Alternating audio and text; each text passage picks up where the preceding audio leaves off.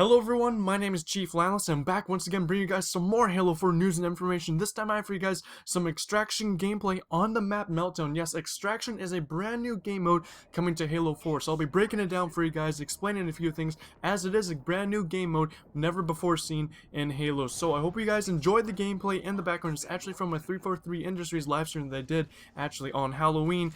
They played a bunch of maps. I'll put a link down below to the recorded broadcast so you guys can go watch it. It's about an hour and a half long, and they played such game modes as CTF on the map Ragnarok. They played Infinity Slayer on the map Haven. They also played Regicide on the map Adrift, and I believe the only other one, which is the one I'm showcasing right for you guys right here, was Extraction on the map Meltdown.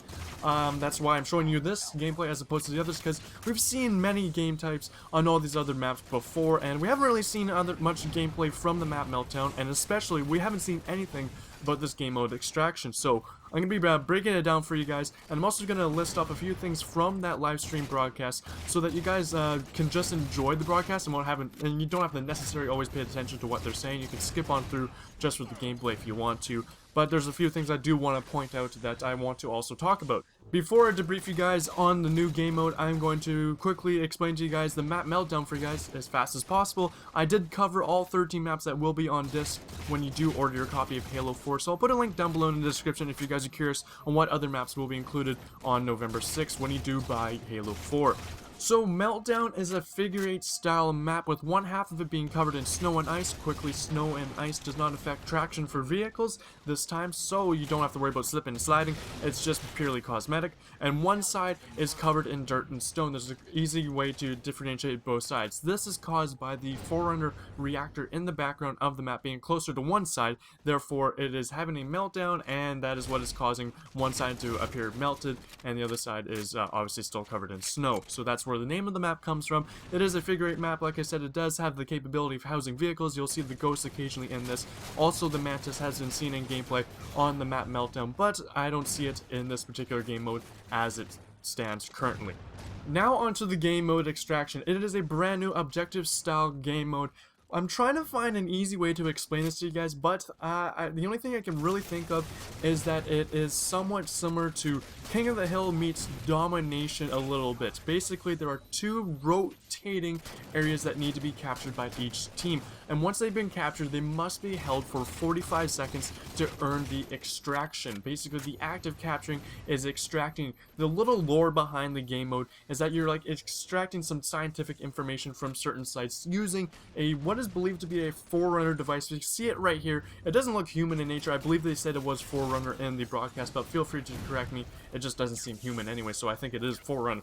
So what you do is you go in and you initiate the capture. It takes about 3 to 4 seconds, judging from the gameplay, to initiate a capture from a neutral extraction point. So once that happens, a countdown timer shows on up, where you must protect this area from the enemy team, as they will want to convert these extraction points to their side. The act of converting them and changing sides of it takes about 6 seconds, so it does take a while, and you have to hold X. Similar to the Dominion game mode, you have to hold X. You have to make sure you are safe to convert it to your own team.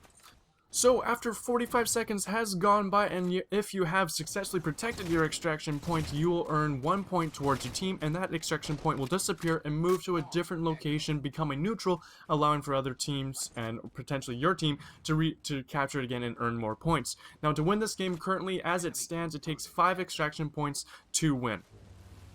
As it stands right now, that is it for the Extraction game mode. It's not entirely sure if there's anything special behind it, hidden within, that I haven't noticed. Feel free to share anything that you may have found within your own research or watching this gameplay, as it does help for all of us, to work as a community here, figure out these things before Halo 4 drops, and that way we can have the upper edge on people when November 6th comes around, and we can pwn some noobs with some better knowledge using our brains. That is enough about the game mode and the gameplay. I hope you guys enjoyed in the background. Now let's talk about some of the key things that they did announce during the broadcast.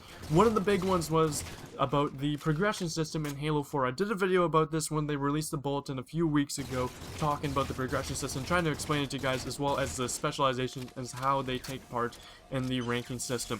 So I'll put a link down below if you want some more information about that. But a lot of people in that comment section were disappointed that it was essentially basically the same system from Halo Reach, and a lot of people were, you know, very blunt and obvious about saying that this was why Halo Reach was generally accepted as not the most favorable Halo games out there, because of this lack of true ranking skill system.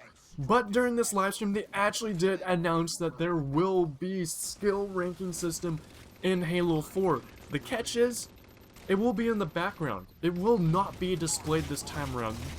So it will take part in the multiplayer search settings to basically pairing you up with equally skilled players, or try to at least.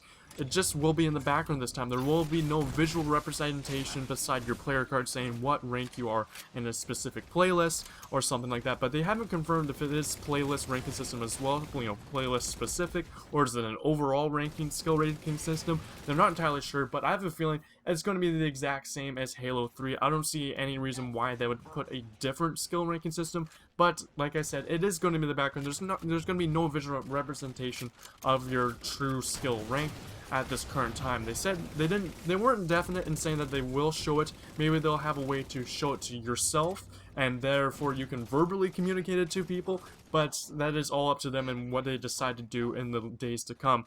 So the reason behind this was because a lot of people in Halo 3, they felt, were boosting, and they just all wanted to get that glorified level 50 ranking.